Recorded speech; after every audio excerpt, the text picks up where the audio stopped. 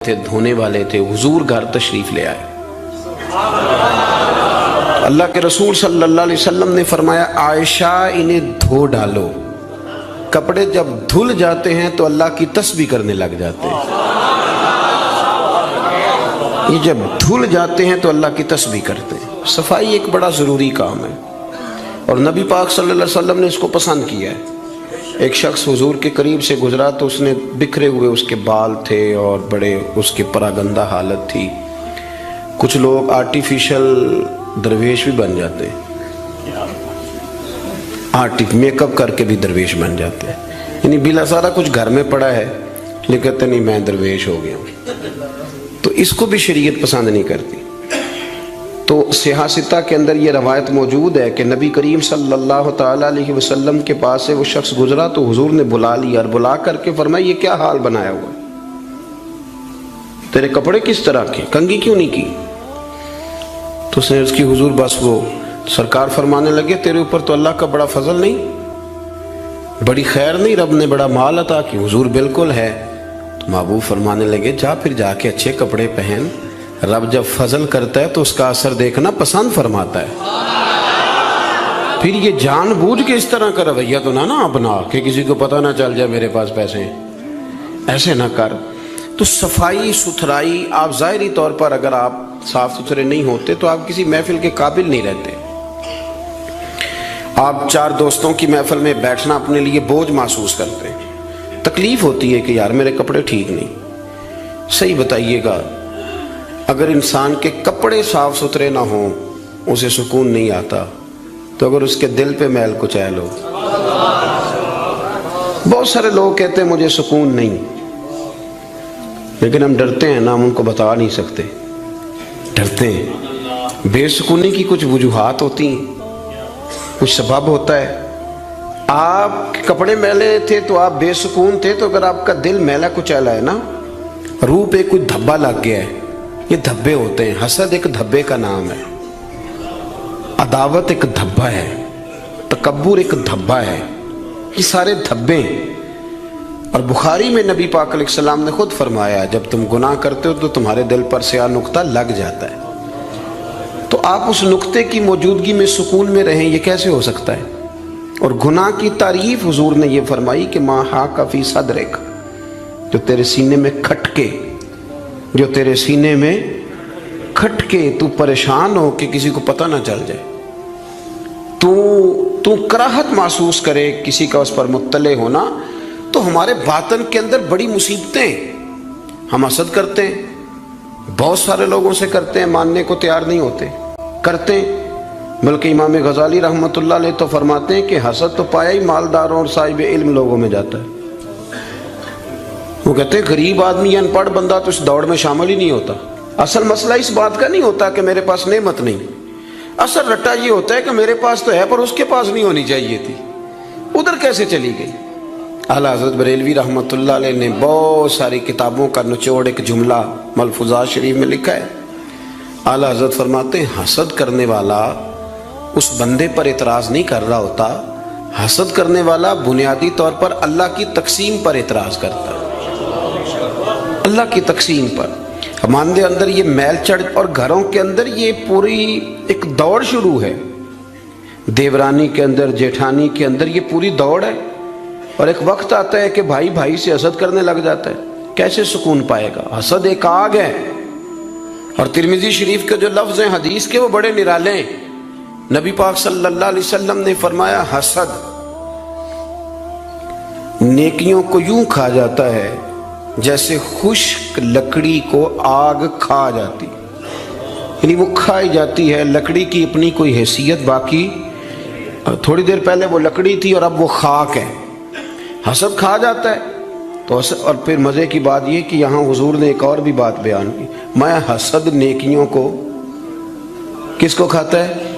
اس کا مطلب ہے حسد کرنے والے نیک بھی ہوتے ہیں، نیک لوگ بھی حسد، یہ سرکار نہیں فرمایا نا، حسد نیکیوں کو، اس کا مطلب ہے یہ حسد کرنے والے کچھ نہ کچھ نیک بھی ہوتے ہیں، نیکیاں بھی کرتے رہتے ہیں، حسد بھی کرتے رہتے ہیں، تو وہ ہوتا یہ ہے کہ وہ ساتھ ساتھ ضائع ہوتی ہے۔ حسد نہ کریں، رشک کریں، رشک کریں۔ آپ کہیں کیا بات ہے؟ جناب عائشہ صدیقہ رضی اللہ تعالیٰ عنہ فرماتی ہے میں نے ساری زندگی سیدہ خدیجہ الکبریٰ پہ رشک کیا ہے۔ کیا بات تھی اس عورت کی، ان کا رنگ بھی زیادہ گورا نہیں تھا، سرکار سے عمر بھی کچھ زیادہ تھی، 2 دفعہ پہلے نکاح بھی ہو چکا تھا، پر کیا قابل رشک بی بی ہے کہ جسے اپنی ساری حیات ظاہرہ میں میرے نبی پاک نے یاد کیا ہے۔ اب رشک کریں، کہیں کیا بات ہے، اللہ اسے دیا تو مجھے بھی دے۔ رشک سے کنز العمال میں حدیث ہے، حضرت عائشہ صدیقہ رضی اللہ تعالیٰ عنہ فرماتی ہیں دوپہر کے وقت نبی پاک صلی اللہ علیہ وسلم کے صحابہ حضور سے ملنے نہیں آتے تھے، دوپہر کے کھانے کے بعد سرکار آرام کرتے تھے، کیلولا فرمایا کرتے تھے۔ ایک بوڑھی آ گئی ملنے، اس وقت صحابہ نہیں آتے تھے، بوڑھی آ گئی اور دروازے پہ آ کے جب اس نے اپنی آواز نکالی نہ، پوچھا کون ہے، تو اس کی آواز، کچھ آوازیں بندہ بڑا ان کا شناسا ہوتا ہے نا، وہ بڑی ذرا ٹھہر جا مؤذن میرا دل دھڑک رہا ہے، وہ کہیں کعبہ گر نہ جائے تیری شوخ اور مست اذان سے، کچھ آوازیں بندے کے کان میں پڑتی ہیں تو مزہ آتا ہے نا۔ تو وہ خاتون باہر جب بولی تو سرکار دو عالم علیہ السلام آرام فرماتے فٹافٹ اٹھ گئے، حضور نے دروازہ کھولا، بوڑھی کو بٹھایا، کھانا کھلایا، دیر تک وہ باتیں کرتی رہی، سرکار جواب دیتے رہے۔ اور جناب عائشہ صدیقہ کہتے ہیں لوگ پہلے بھی بڑے آتے تھے پر آج ذرا انداز نرالا تھا، حضور نے بڑی محبت کی، جانے لگی تو حضور نے تحفے بھی بڑے ہی دیے، میرے کریم نے بڑا ہی پیار کیا، بڑا نوازا۔ میرے دل میں خیال آیا کہ یہ خاتون جاتی ہے، حضور بھی جائیں گے، رات کو واپس لوٹیں گے تو میں پوچھوں گی یہ کون تھی، لیکن وہ چلی گئی، حضور تو لیٹ گئے اور گہری سوچ میں چلے گئے۔ جناب عائشہ کہتی ہے میں قربان جاؤں، میں قریب گئی، قدموں میں بیٹھ کے عرض کی حضور دنیا تو پہلے بھی بڑی آتی ہے، یہ بی بی کون تھی؟ تو میں نے بات کی تو حضور رو پڑے، اٹھ کے بیٹھے، سرکار فرمانے لگے عائشہ یہ بی بی میری پہلی زوجہ سیدہ خدیجہ الکبریٰ کی سہیلی تھی، ان کی سہیلی تھی یہ عائشہ، خدیجہ کے دور میں آتی تھی، خدیجہ کھانا کھلاتی تھی، وقت دیتی تھی، پیار کرتی تھی۔ فرمایا آج میں نے اس روایت کو زندہ کیا، حسن العہد من الایمان، تعلق اچھے طریقے سے نبھا دینا یہ بھی ایمان کا حصہ ہے۔ حضرت عائشہ اس کو بیان کر رہی، آپ دیکھیں صحابہ ایک دوسرے کی شان بیان کرتے ہیں۔ حضرت عائشہ صدیقہ سے پوچھا گیا، بخاری مسلم دیکھیے، توجہ ہے میری بات پر؟ حضرت عائشہ صدیقہ سے کسی نے پوچھا نبی پاک صلی اللہ علیہ وسلم کو سب سے زیادہ پیارا کون؟ جناب عائشہ صدیقہ سے پوچھا سب سے زیادہ پیارا کون؟ تو جناب عائشہ کہنے لگی یہ صاف ستھری بات ہے، سیدہ فاطمہ الزہرا۔ اس شخص نے فوراً پوچھا، مشکات دیکھیے اٹھا کے، اس نے پوچھا جی مردوں میں؟ تو آپ نے فرمایا فاطمہ کے شوہر علی المرتضیٰ۔ فوراً ایک دوسرے کی شانیں بیان ہو رہی ہیں، ایک دوسرے کی عظمتوں کا تذکرہ ہو رہا ہے۔ مولا علی شیر خدا کرم اللہ تعالیٰ وجہ الکریم فرمایا کرتے تھے میں تمہیں بتاؤں سب سے بہادر کون ہے؟ حضور بتائیے، فرمایا ابو بکر صدیق۔ فرماتے وہ بدر کی رات جب حضور کے چھپر شریف کا پہرا دینا تھا، چھپر کا پہرا دینا تھا حضور کے چھپر شریف کا، تو بڑا مشکل کام تھا کون وہاں کھڑا ہو، تو فرماتے ہیں لوگ ابھی سوچ رہے تھے کہ وہاں کون جائے گا، سوچ رہے تھے کہ کون جائے گا، لیکن ابو بکر تلوار لے کے کھڑے ہو گئے، کہنے لگے کوئی اور کیوں جائے گا، میں حضور کے اس چھپر شریف کی پہرے داری کروں۔ تو ایک دوسرے کی تعریفیں کر رہے ہیں، ایک دوسرے کی فضیلتیں بیان کر رہے ہیں، یہ رشک کرتے تھے۔ اسد ہمارے ہاں نا کار تعریف ہی رہے ہوتے ہیں، پر وہ ہلکا سا نچوڑیں تو اندر سے اسد نکلنا شروع ہو جاتا ہے، لمبا بھی نہیں نچوڑنا پڑتا، بس ہلکا سا کہتے ہیں باقی تو ساری باتیں ٹھیک تھیں، لیکن آپ نے دیکھا ہے آنے جانے میں نخرہ کتنا تھا، بس وہ نکل آیا، وہ نچوڑ لیا، وہ گیا کام سے، سارا کچھ ختم ہو گیا۔ وہ ایک بات نے طے، حسد نہیں کریں، آپ کو تکلیف دے گا، آپ اذیت میں آئیں۔ پھر ایک اور بیماری ہے جس کا نام تکبر ہے۔ یوں جھک کے ملنے کا نام عاجزی نہیں، بلکہ حضرت سعدی فرماتے ہیں میں نے بڑے جھکے ہوئے دیکھے ہیں، گردن جھکی ہوئی ہے، دل بڑا اکڑا ہوا ہے۔ فرماتے ہیں یہ ان کی ادا ہے، یہ ادا بھی تجھ کو ہی زیب ہے، تیری عاجزی بھی فریب ہے۔ تو کہیں کہیں نا لوگ اس طرح بھی کرتے ہیں۔ عاجزی تو دل کا نام ہے کہ آپ کے اندر اخلاص کتنا ہے، آپ کتنے جھکے ہوئے ہیں، آپ کس قدر پیار کر. بہت سارے لوگوں میں تکبر ہے، مجھے مانو، مجھے تسلیم کرو. اور میں آپ کو کیا بات بتاؤں دنیاوی لوگوں کی، میں تو دینی محفل میں دیکھتا ہوں. یہ کوئی علاقے کا چودھری اگر کسی محفل میں آ جاتا ہے تو گردن اونچی کر کر کے نقیب کو دکھاتا ہے کہ میں پیچھے بیٹھا ہوں، حالانکہ میں چودھری ہوں. تو اونچی کر کر کے گردن، عادت پڑ گئی نا اسٹیج پہ بیٹھنے کی، پیچھے مزہ ہی نہیں آتا. حالانکہ شان تو رب دیتا ہے. آپ جہاں بھی بیٹھے ہیں، اگر آپ قابل اکرام ہیں تو پھر آپ قابل احترام ہی ہیں. لیکن یہ لوگوں پہ تسلط جما کے اپنے آپ کو، مطلب کتنا چھوٹا بندہ ہے جو کسی کے بارے میں یہ کہتا ہے کہ یہ میرا ملازم ہے. اس سے کیا ثابت کرنا چاہتا ہے وہ؟ یہ دو جملے کہہ کے کہ میرے پاس اتنے پیسے ہیں ملازم رکھ سکتا ہوں کیا؟ میں ایک یونیورسٹی میں گیا کچھ بیان کرنے کے لیے، تو ایک بچہ مجھے کہنے لگا پیر صاحب ایک بات بڑی دل میں پریشان کرتی ہے، کسی لبرل آدمی نے کر دی تھی تو ڈرتا میں کرتا نہیں، کہیں مجھے کوئی بے ادبی نہ کہہ دے. ہمارے ہاں ایک ظلم یہ بھی ہوتا ہے کہ ادب سکھانے سے پہلے بے ادبی کا لائسنس جاری کر دیا جاتا ہے. حالانکہ پہلے ادب سکھایا جائے، پھر اگر کوئی بے ادبی کرے تو پھر اسے بے ادب. ہم ادب نہیں سکھاتے لیکن بے ادبی کا تانا فٹافٹ دے دیتے. میں نے کہا جناب آپ پوچھیں، اگر مجھے جواب آتا ہوا تو میں بتا دوں گا، نہیں تو میں کسی سے پوچھ کے بتا دوں گا. آپ بتائیے. وہ کہنے لگے جی مجھے کسی نے کہا ہے کہ نبی پاک صلی اللہ علیہ وسلم کے زمانے میں غلامی ختم نہیں ہوئی تھی. اس زمانے میں غلام بکتے تھے اور اسی طرح بکتے تھے، خریدے جاتے تھے، تو ایک آرڈر فرما دیتے غلامی ختم ہو جاتی. اور میں نے کہا یار یہ تو کوئی بڑا سوال ہی نہیں ہے، آپ بلا وجہ ڈر رہے ہیں، یہ کوئی بڑا سوال ہے. یہ حضور نے غلامی ختم کر دی تھی. آپ پڑھیے ابو داؤد شریف، ختم ہو گئی غلامی. توجہ ہے میری بات پر؟ ادھر دیکھا جی میری طرف. حضور نے غلامی ختم کر دی، غلامی رہی نہیں. کہنے لگے وہ کس طرح؟ میں نے کہا ابو داؤد شریف پڑھ لیں. حضرت ابو ذر غفاری رضی اللہ تعالیٰ عنہ فرماتے ہیں کلمہ پڑھنے آیا، جب واپس جانے لگا تو حضور نے بڑی نصیحتیں فرمائی. ان میں سے ایک نصیحت حضور نے یہ کی، ابو ذر یاد رکھنا تمہارے غلام تمہارے بھائی ہیں. غلام تو وہ رہے ہی نہیں، انہیں تو مدینے والے رسول نے بھائی بنا دیا ہے.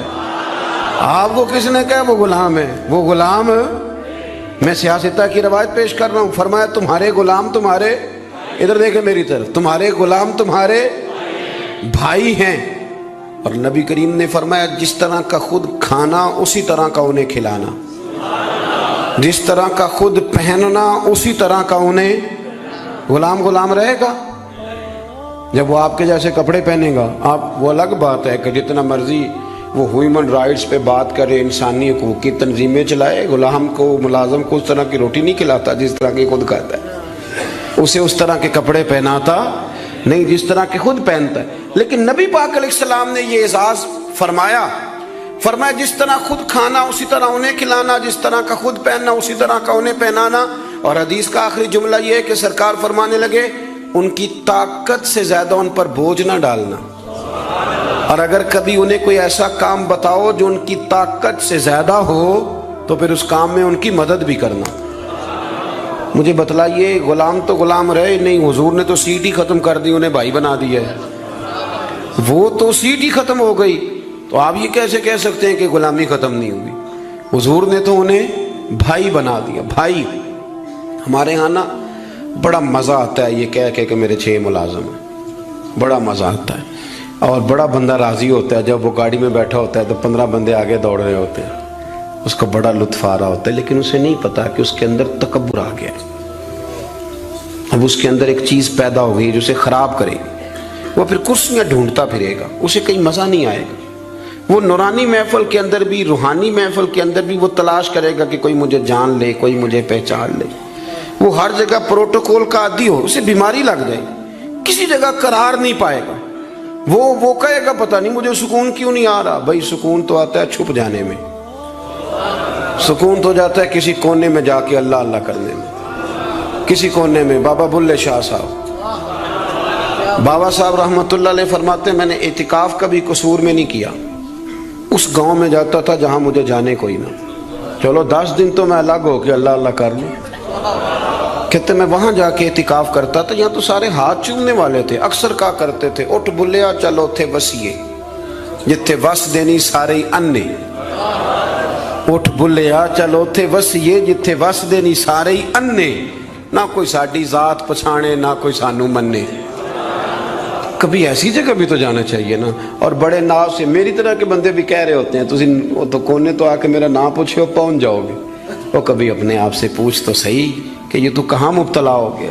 یہ شہرت، یہ شور شرابے، یہ آنا جانا، مزہ تو تب ہے کہ صبح قیامت آپ کو پردوں میں ڈال کے کہہ دیا جائے کہ جا تیری پردہ پوشی کی، تیرا عیب نہیں کھولے جائیں گے، بغیر حساب جنت میں چلا جا۔ یہاں یہ شور کرنا، اپنا آپ دکھانا، اپنا آپ بتانا، یہ تو علامت تکبر ہے۔ تھوڑا سا نیچے رہیں۔ یہ ہوتا ہے کئی دفعہ کہ انسان کچھ اللہ تعالیٰ اسے وقار دے دیتا ہے تو اس کا قد اونچا ہو جائے، اس کی سیٹ اونچی ہو جائے، لیکن دل اس کا سکون میں رہے۔ امام غزالی روایت لائے ہیں، حضرت حذیفہ بن یمان رضی اللہ تعالیٰ عنہ فرماتے ہیں میں اپنے قریب محبوب علیہ السلام کے ساتھ نہ سفر کر رہا تھا، گرمی کا موسم تھا، سفر کرتے کرتے ہم ایک باغ کے قریب سے گزرے تو سامنے کنواں نظر آیا۔ حضور فرمانے لگے حذیفہ یار گرمی بڑی ہے، غسل نہ کر لیں؟ میں نے کہا حضور بڑی بات ہے، کر لیں۔ کہتے ہیں سرکار کنویں کے قریب گئے تو کپڑوں سمیت غسل کرنے لگے، پھر بھی مجھے فرمایا کہ ذرا چادر نہیں تان لیتے؟ میں ذرا پسند نہیں کرتا کہ یہ گرمیوں میں ہمارے بچے جس طرح کا لباس پہنتے، یہ تہذیب کے مطابق نہیں، تہذیب کسی اور چیز کا نام۔ آپ ذرا کھلا لباس پہنیں اور آپ ذرا کچھ چیزوں کو چھپائیں، آپ مہذب لگیں گے، آپ مناسب لگیں گے۔ کالی بنیان پہن کے تو گلی میں نکل جانا، گلی میں کیا گھر میں بھی بیٹیاں ہوتی ہیں، بہنیں ہوتی ہیں، کیوں اس طرح کا لباس پہنتے ہیں جو غیر مناسب محسوس ہو؟ حضرت حذیفہ بن یمان رضی اللہ تعالیٰ عنہ فرماتے ہیں حضور کپڑوں سمیت غسل فرما رہے تھے، پھر بھی مجھے فرمایا چادر تان لو۔ توجہ ہے میری بات پر؟ یہ نوجوان ذرا زیادہ غور کریں کیا عرض کر رہا ہوں۔ کہتے میں چادر تان کے کھڑا ہو گیا، حضور غسل کرنے لگے تو پانی ٹھنڈا تھا، گرمی بھی بڑی تھی، حضور کو نہ ذرا لطف آیا تو فرمانے لگے تھوڑا اور نہ نہا لوں؟ میں نے کہا حضور نہائیں۔ کہتے ہیں سرکار کو اور لطف آیا، فرمانے لگے ذرا اور نہ نہاؤں؟ میں بڑا مطمئن تھا، بڑا راضی تھا کہ مجھے نوکری کا موقع مل رہا ہے۔ کہتے ہیں ایک دو دفعہ سرکار نے فرمایا، پھر حضور بس کرنے لگے تو میں نے کہا حضور تھوڑا اور غسل فرمائیں، گرمی بڑی ہے۔ کہتے سرکار اور غسل کرنے لگے، خاصی دیر حضور نہائے، غسل فرمایا، فارغ ہو گئے نا جب، میرا کلیجہ بڑا ٹھنڈا تھا کہ میں نے نوکری کر لی۔ جب فارغ ہو گئے تو حضور مجھے فرمانے لگے چل اب تو غسل کر۔ اگر روٹی بچ جائے تو بندے ڈرائیور کو بھیج دیتے ہیں، اگر کبھی بچ جائے۔ چلیں آپ نے کون سا مجھ سے ناراض ہونے، آپ تو اپنے ہیں۔ اگر کوئی دیگ بڑھ جائے تو مدرسے بھیج دیتے ہیں کہ وہ اس کو کہتے آپ یہی ہیں کہ اس کے پیروں کے نیچے فرشتے پر بچھاتے ہیں، یہ بھی آپ کہتے ہیں کہ آفت جی آپ کی بڑی شان ہے، آپ نماز پڑھاتے ہیں، پر دیگ وہ بھیجنی ہے جو بچ گئی، وہ آپ بھیج دیں۔ بچ گئی ہے، وہ زیادہ تھی تو ہم نے کہا چلو بچوں کو دے دیتے۔ یہ اعزاز نہیں دیا، دیکھ دے دی پر آپ نے عزت نہیں دی، وقار کا مزہ نہیں آیا اس کا، یہ کوئی سرور والا کام نہیں۔ میرا ایک دوست مجھے ایک دن کہنے لگا حضرت جی اگر کوئی ٹائم ملا نہ نکلا تو میں آؤں گا۔ میں کہ یار نہ آئیے دا کوئی مزہ ہے، ساڑھے کو تو ٹائم کٹ کے آنا یار، حد ہو گئی۔ تو کہے کہ میں بڑا مصروف ہوں پر آپ حکم تو کرے، میں سویرے ہی آیا۔ یہ کیا بات آپ نے، اسی کو بچے کچھ ٹائم آ لیا ہمارے پاس تو آ، تھوڑا سا سارا کچھ چھوڑ چھاڑ کے پتہ چلے کہ تو آیا ہے۔ میری بات کی سمجھ آ رہی ہے میرے عزیز؟ بات کو سمجھنا ہے آپ نے۔ حضرت حذیفہ بن یمان رضی اللہ تعالیٰ عنہ فرماتے ہیں کہ جب حضور غسل فرما چکے تو کہنے لگے اب تو غسل کر۔ کہتے ہیں میں غسل کرنے لگا تو سرکار نے فرمایا چادر مجھے دینا، میں تان کے کھڑا ہو جاؤں۔ یعنی نبی کریم کی بات کر رہا ہوں۔ وہ ساری زندگی پیر صاحب نوکری کراتے رہتے ہیں، مرید پہ چڑھ جائے نا قرضہ تو کہتے ہیں اس کا ذاتی معاملہ ہے۔ تو جب تیرے گھر جھاڑو دے رہا تھا پھر نہیں ذاتی معاملہ تھا؟ تھوڑی تو بھی پیار کر لے، کبھی تو بھی ان کے ساتھ کہہ۔ وہ میرے ایک دوست ہیں پیر صاحب، تو عرس پہ میں گیا ہوا تھا تو ان کا بچہ، وہ اپنے بیٹے سے پوچھتے ہیں کہ پتر وہ دال والا جو دیگ ہے وہ گرم ہی ہے نا؟ کہنے لگا ابا جی بس ٹھیک ہی ہے، چل جائے گی۔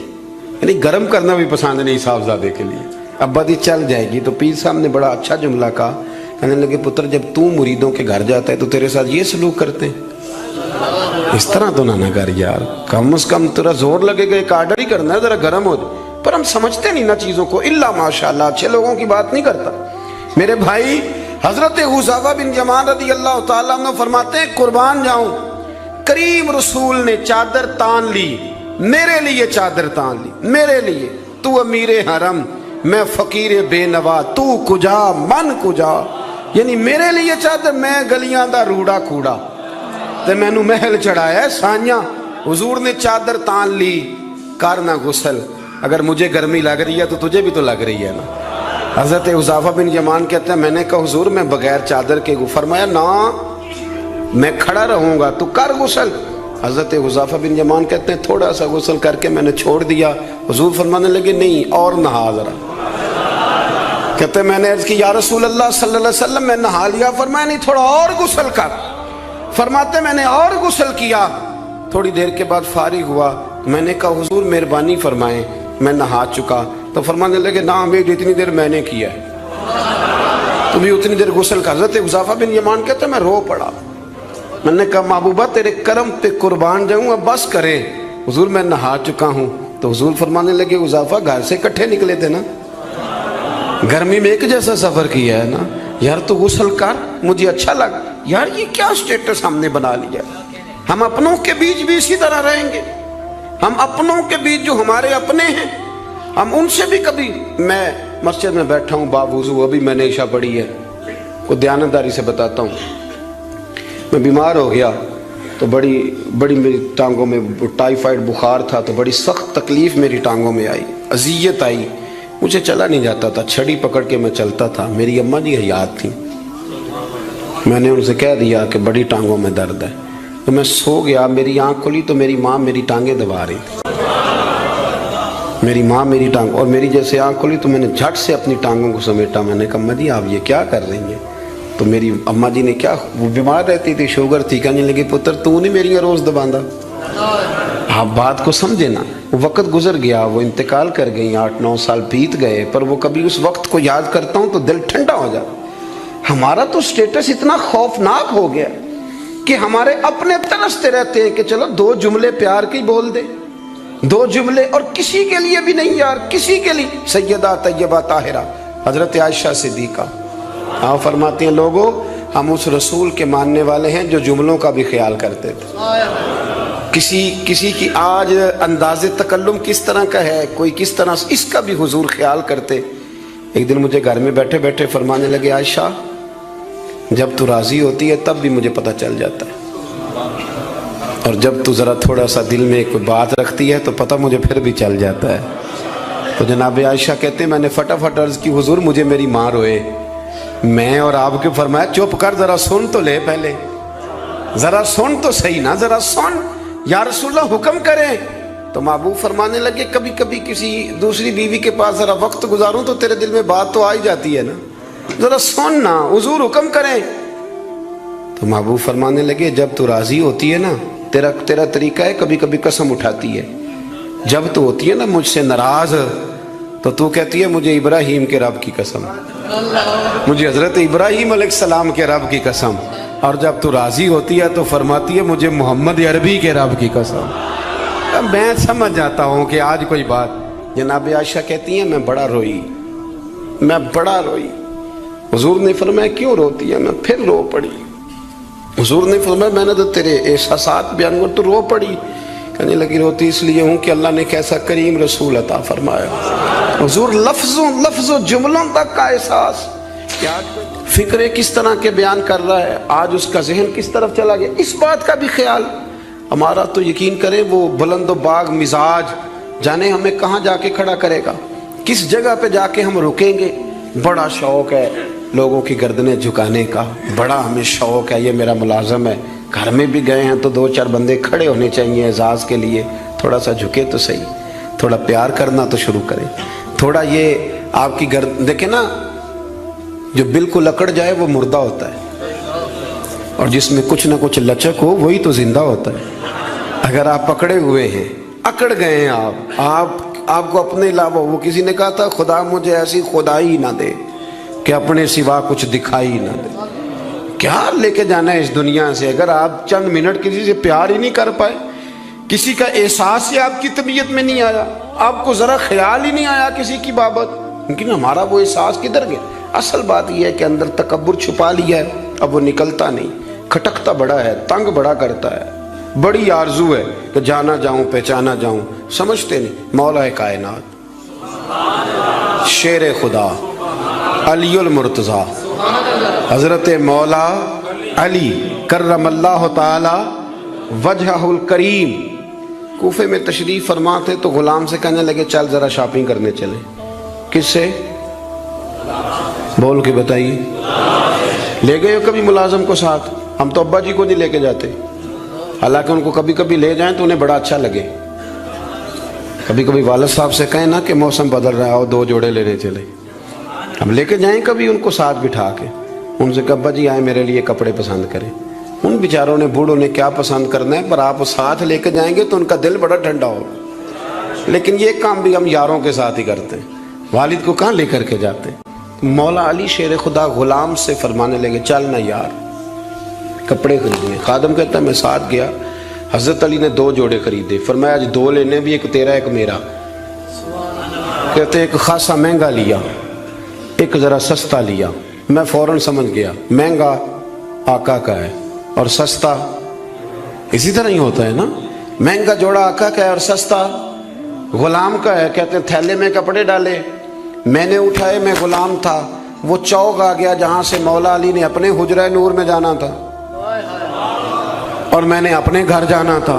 فرماتے ہیں وہ جگہ آ گئی، شیر خدا رضی اللہ تعالیٰ عنہ فرمانے لگے کہ لیا پتر میرے والا جوڑا مجھے دے دے، لا وہ میرے کپڑے مجھے دے دے۔ تو کہتے ہیں وہ بڑی ڈیفینیٹ تھی بات تھی، میں نے اسی وقت نکالا مہنگا جوڑا، جناب علی کو تھمایا تو حضرت علی فرمانے لگے یہ تو نہیں میرا۔ یہ باتیں مزے کے لیے سنتے ہیں صرف، اگر ان کے سننے میں اتنا مزہ ہے تو اس پر عمل کرنے میں کتنا مزہ ہوگا، یہ بھی تو کبھی آپ محسوس کریں نا۔ حضرت مولا علی شیر خدا فرمانے لگے یہ نہیں میرا، میرا تو وہ دوسرا ہے۔ وہ کہتا میں نے ایک فلسفہ بیان کیا، ایک علت بیان کی، ایک لاجک میں نے بیان کی۔ میں نے کہا حضور آپ مہنگا پہنے کیونکہ آپ آقا ہیں، اور میں سستا پہنوں گا کیونکہ میں۔ تو حضرت علی نے فوری طور پہ حکم نہیں لگایا کہ نہیں تو دوسرا مجھے دے، عالم تھے نا، تو اس نے علت بیان کی تو پہلے اس کا وہ سبب توڑا، پہلے اس کی اس بات کا جواب دیا۔ دلیل کا جواب دلیل سے دینا چاہیے نا، کئی دفعہ لوگ دلیل کا جواب گالی سے دینے لگتے ہیں، یہ طریقہ غلط ہے۔ حضرت علی سے اس نے کہا ایک علت بیان، ایک سبب بیان، کہنے لگا حضور آپ چونکہ آقا ہیں